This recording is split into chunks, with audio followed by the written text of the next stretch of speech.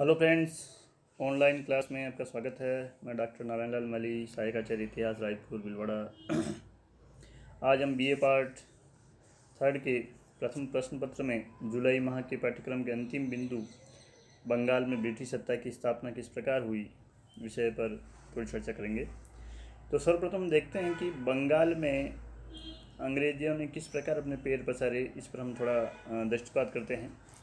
अंग्रेजों ने बंगाल में अपनी पहली कोठी, एक प्रकार से व्यापारी गोदाम हुआ करता था जहाँ से आयात निर्यात का सामान जो है इकट्ठा करते थे, उसे कोठी कहा जाता था।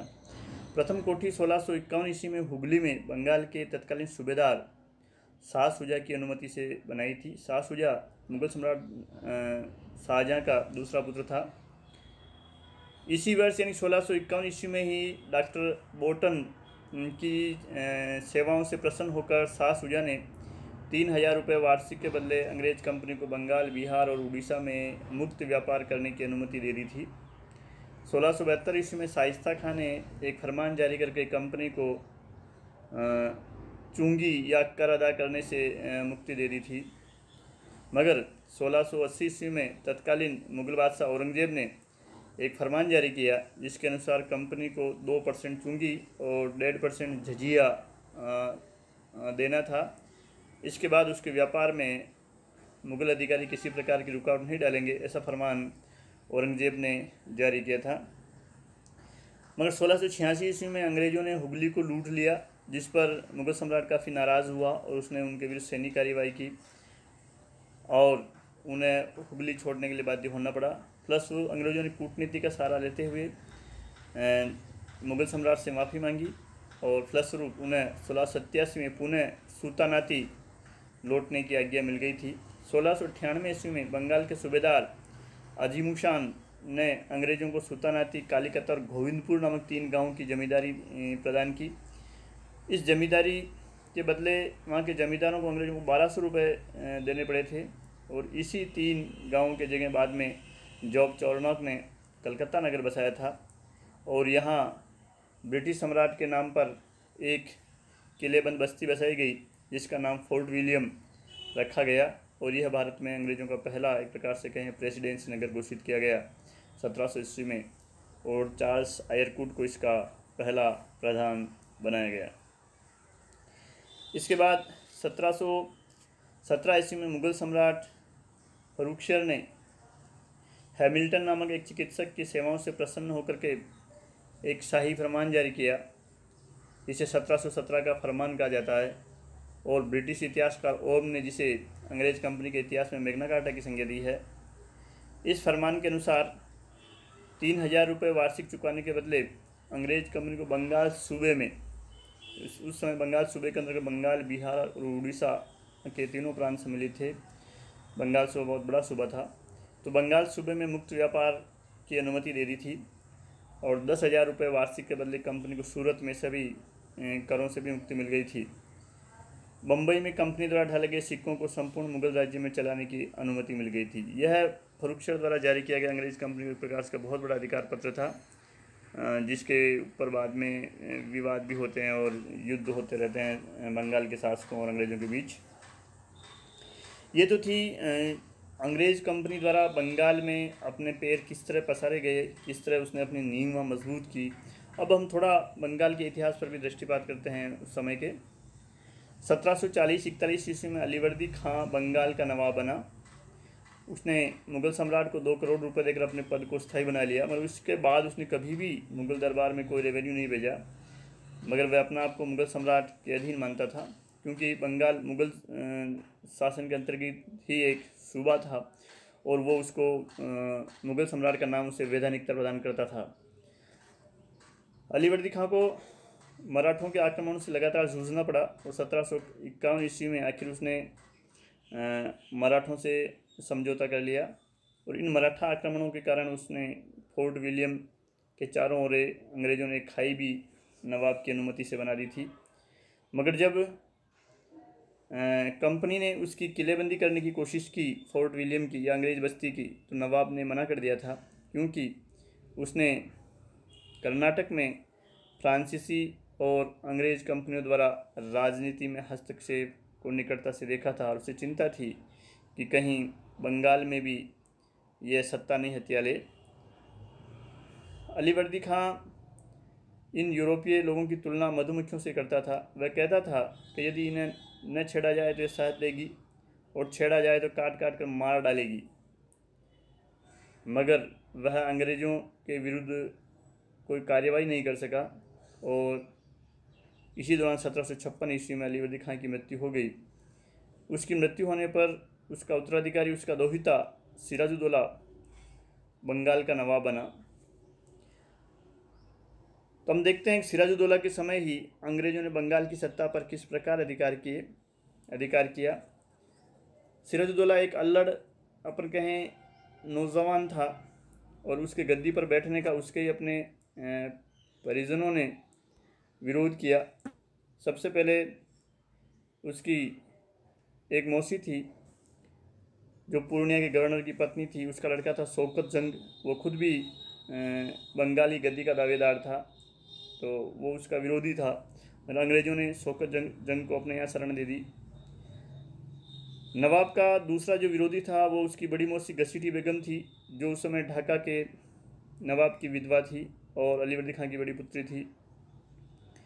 इसका भी अंग्रेज़ों ने प्रत्यक्ष रूप से इसको समर्थन दिया था। और जो नवाब का जो दीवान था राजवल्लभ, वह घसीटी बेगम का समर्थन कर रहा था। नवाब उसे दंड देना चाहता था, पर जब राजवल्लभ और कृष्णवल्लभ भाग कर अंग्रेज़ों की शरण में चले गए तब नवाब ने अंग्रेज़ों को उन्हें लौटाने के लिए कहा, मगर अंग्रेज़ों ने नवाब की आज्ञा का पालन नहीं किया और एक प्रकार से हम कहें वो नवाब के शत्रुओं को शौकत जंग, घसीटी बेगम, राजवल्लभ, कृष्णवल्लभ इत्यादि को शरण और समर्थन देते रहे।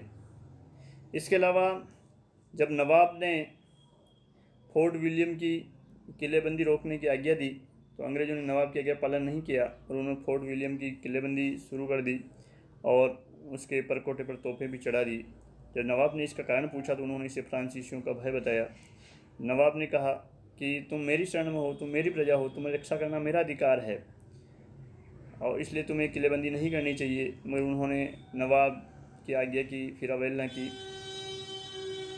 इसके अलावा शिष्टाचार भेंट जो अंग्रेज़ों को नवाब को गद्दी पर बैठने के समय देनी चाहिए थी, वो भी अंग्रेज़ कंपनी ने नहीं भेजी। वो एक प्रकार से कहें कि वो नवाब की सत्ता को नहीं मानती थी या नवाब को बंगाल का नवाब सिराजुद्दौला को बंगाल का नवाब स्वीकार नहीं कर रही थी।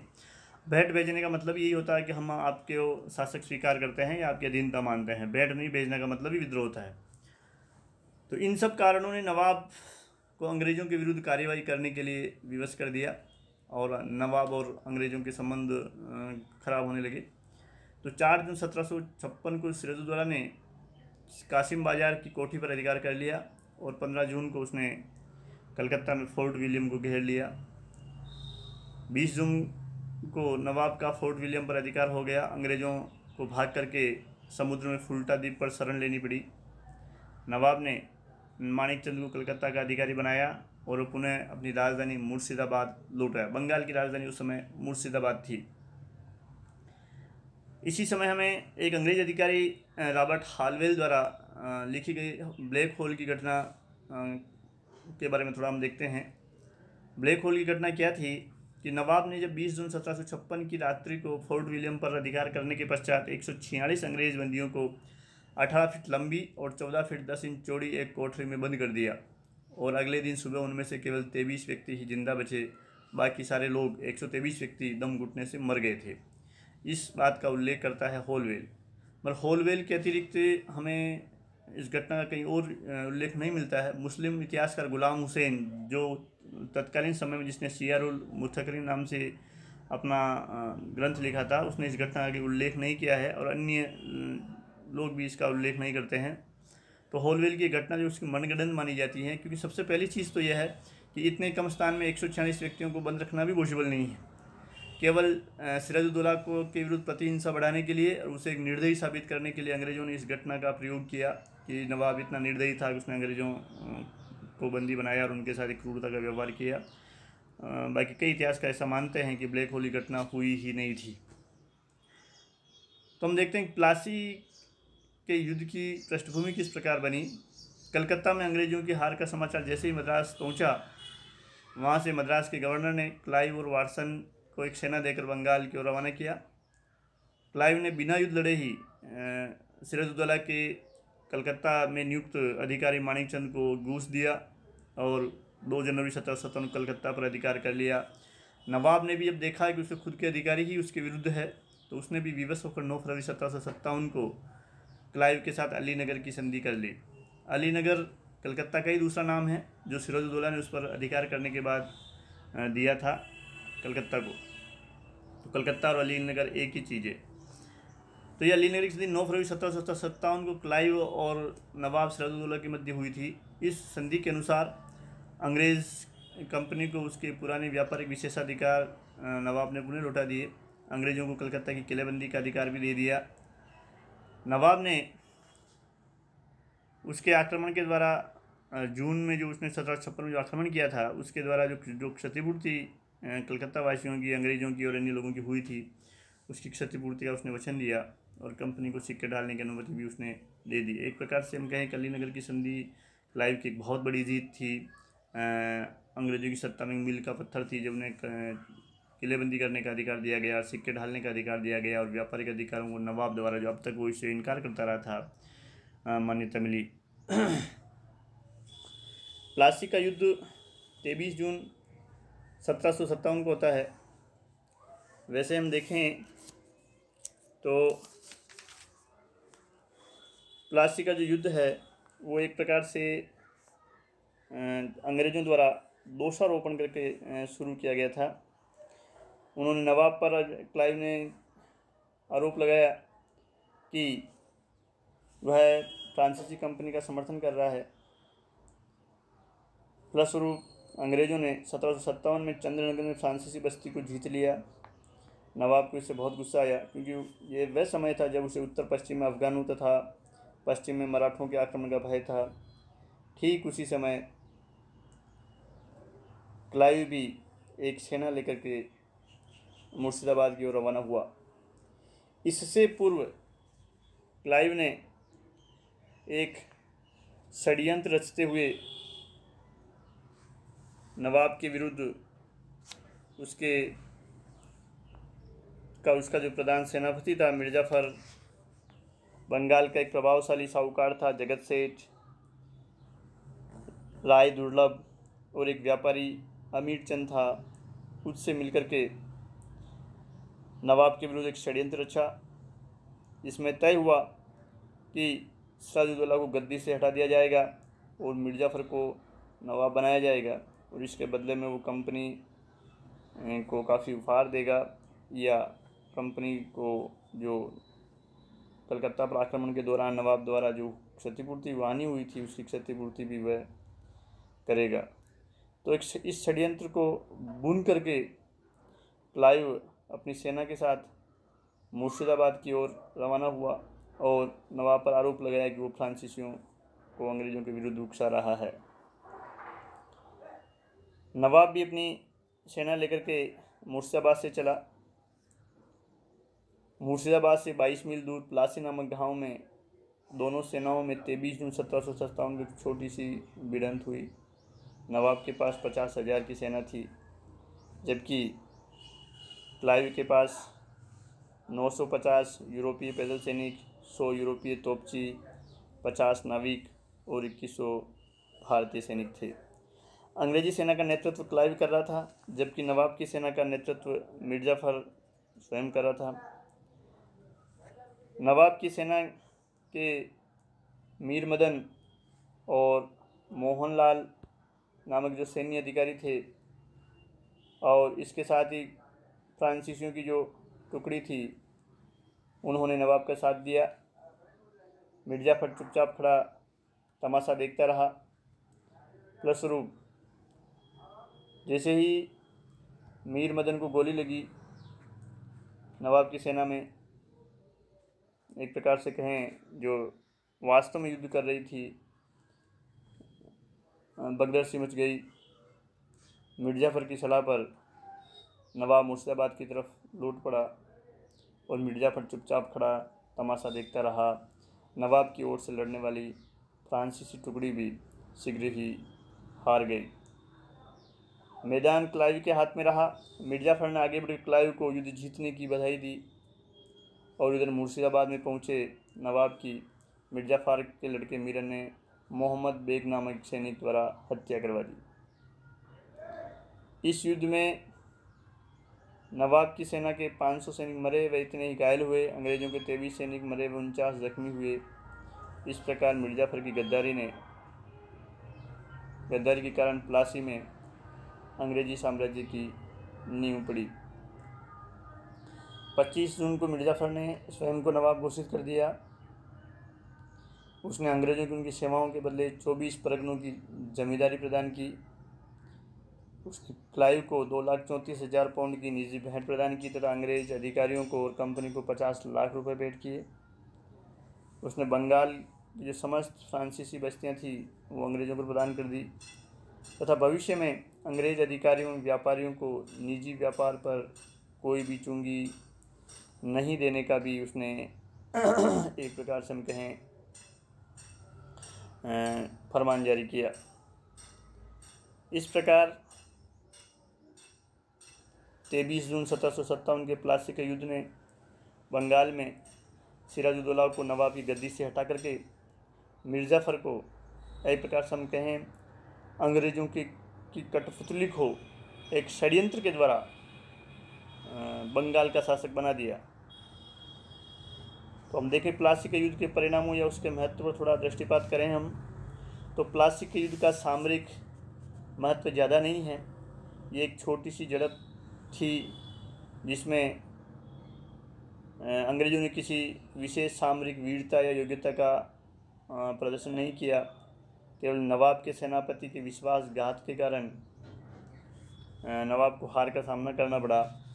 मीर मदन और मोहनलाल ही ऐसे उसके सैनिक अधिकारी थे जिन्होंने नवाब का साथ दिया।